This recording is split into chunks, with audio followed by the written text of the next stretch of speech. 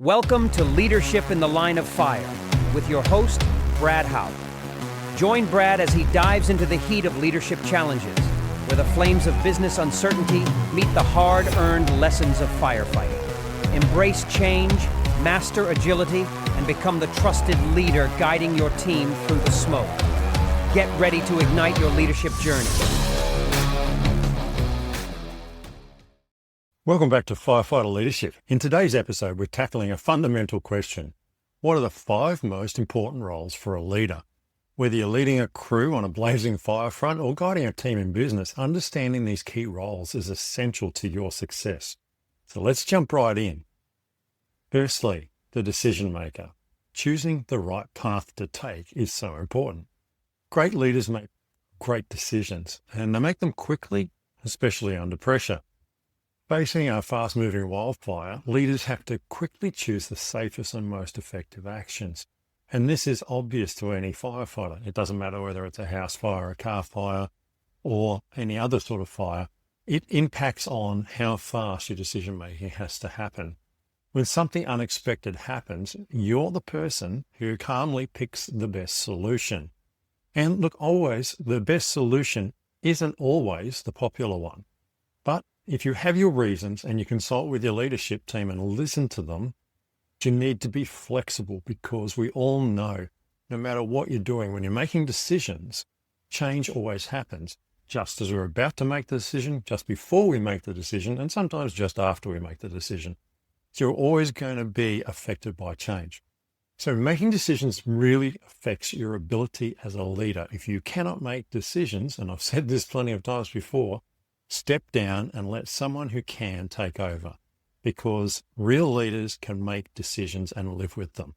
And that's not always easy. Remember, leaders don't panic. They make smart choices fast. Number 2, the communicator. Making sure everyone's clear about what's going on. Clear communication keeps everyone on the same page and helps prevent mistakes. Giving clear radio instructions ensures that your team stays safe. Clearly sharing your mission and instructions so everyone understands exactly what's expected is essential. You can't achieve your goals on the fireground if people don't know where the goalposts are. It's much easier to say we're going to have this fire contained at this point by that time so that everybody knows what's going on.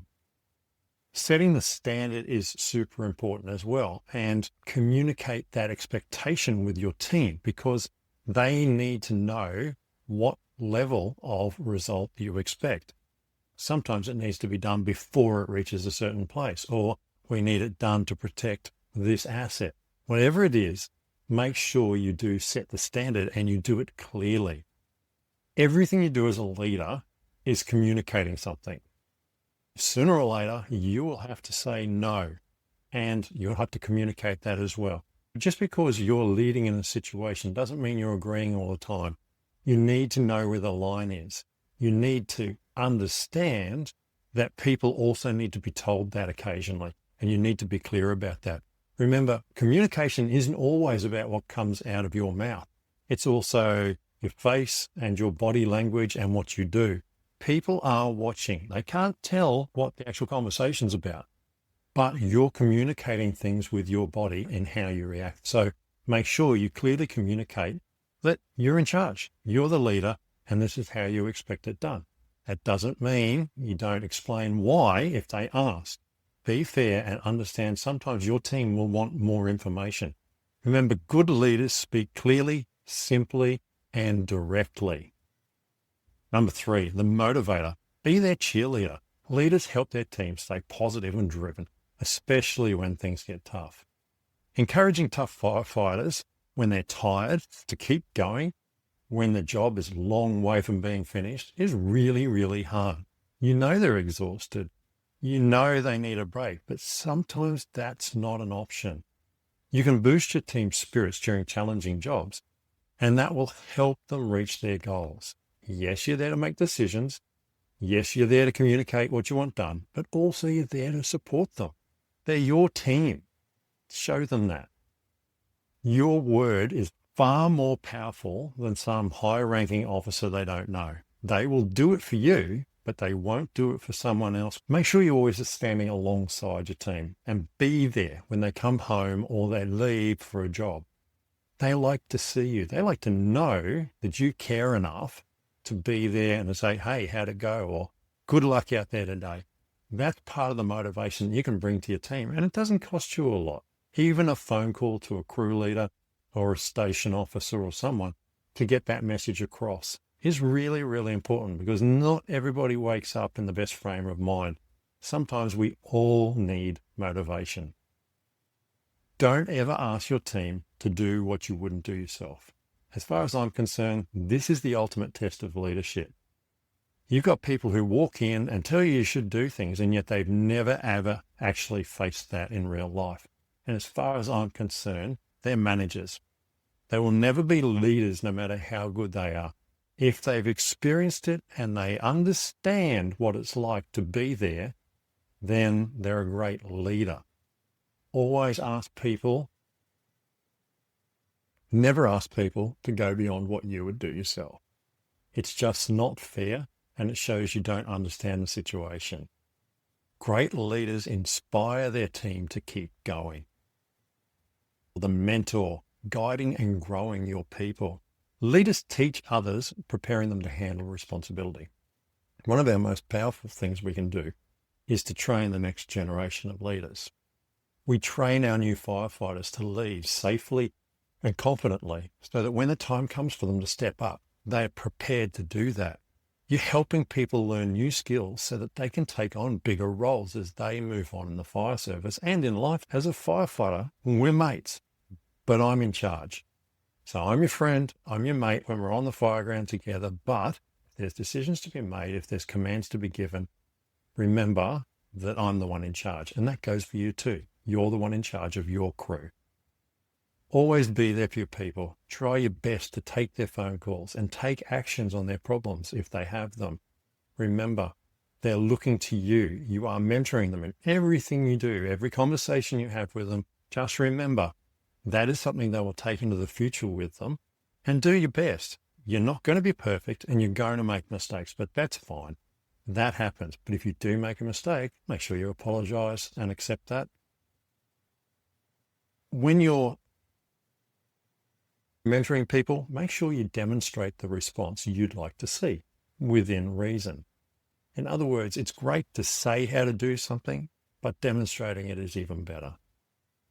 Real leaders help other leaders become better leaders too. The visionary, planning ahead. Leaders keep an eye on the future, anticipating what's next and preparing their teams for what's coming. Predicting how a fire might behave and planning ahead to keep everything safe.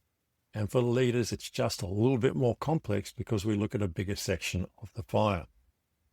Seeing where your organization needs to go and creating a clear plan to get there takes quite a bit of work. It means working closely with your other leaders. It means working with everybody in your team.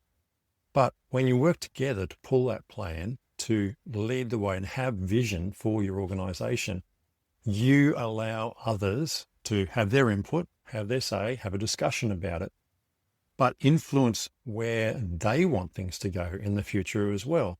You may see things one way, they may see it the other, but there is compromise to be had there. Involve your team in your planning because you won't be there forever, no matter how much you want to be there. As paid staff, at 65, you get kicked out. As volunteers, you can stay a bit longer, but the fact of the matter is sooner or later, you're going to get tired or you're going to get injured or you're just going to be ready to move on.